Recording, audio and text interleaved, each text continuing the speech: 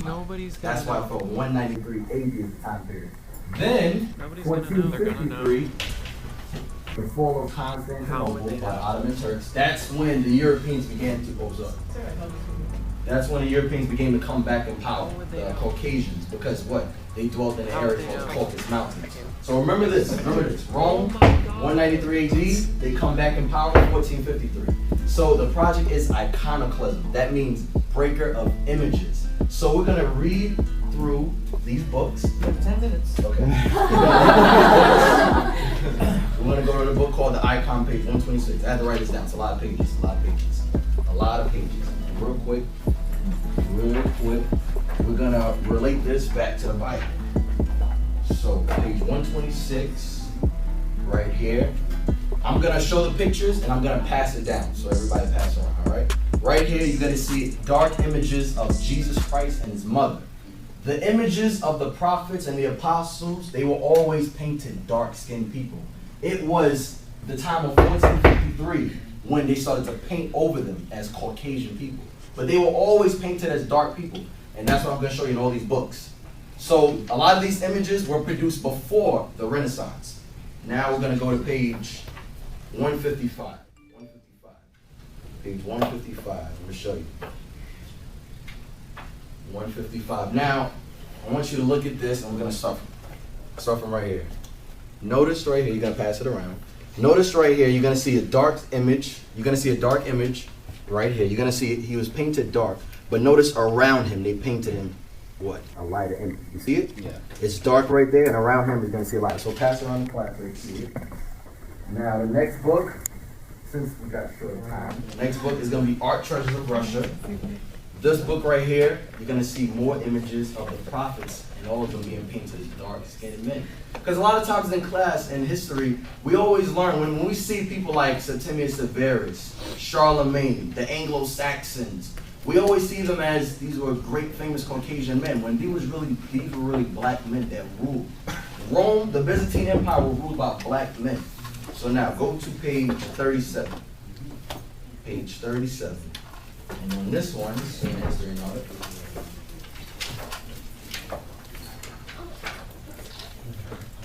Right here, you see the front. You see the Archangel Michael in the middle.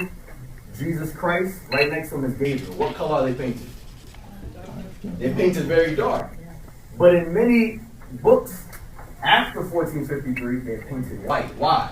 You had famous iconoclasts: Leonardo da Vinci, Michelangelo, Raphael, Donatello, 3 Ninja Turtles. They were hired to paint over these images. When I went to Rome and the Vatican and I saw the Sistine Chapel, he was hired to paint biblical characters, Caucasian men. Why?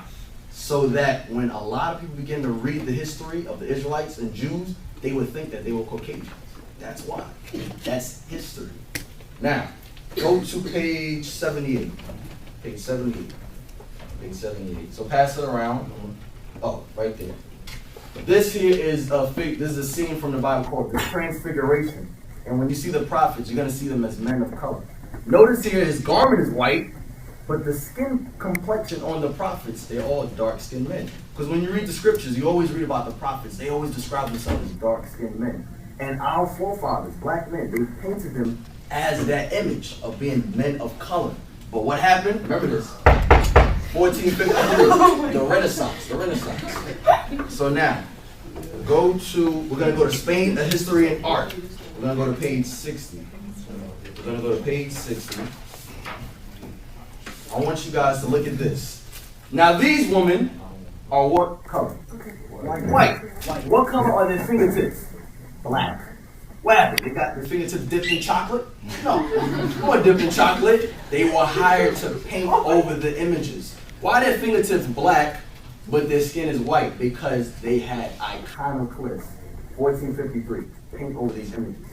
When I went to the Louvre in Paris, a lot of the biblical images throughout the museum, white.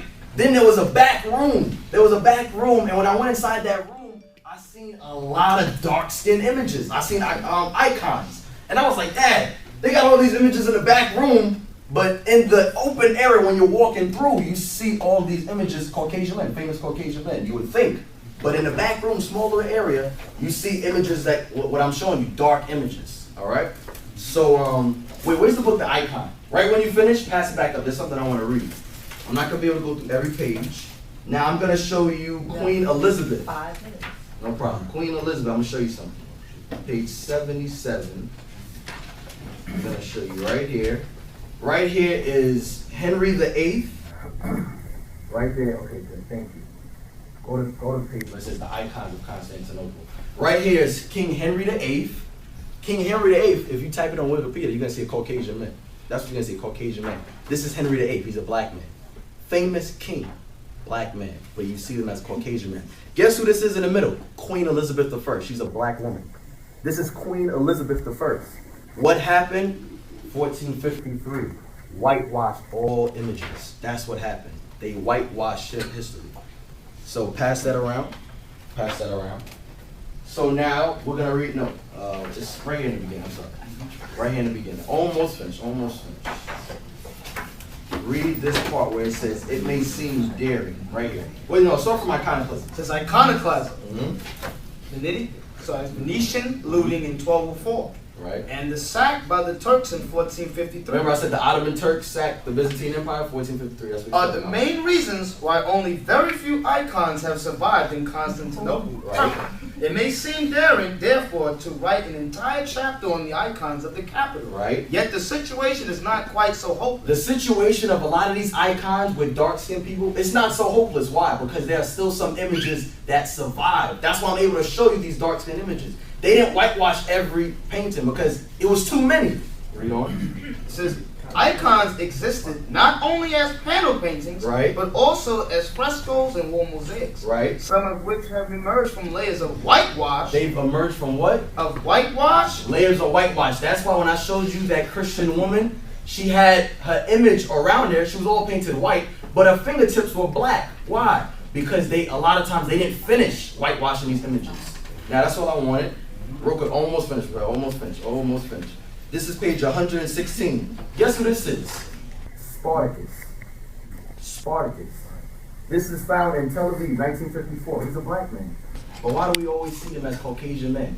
Whitewashing. That's why. This is Spartacus. You can pass the book. You can pass the book. And one more. Two more points.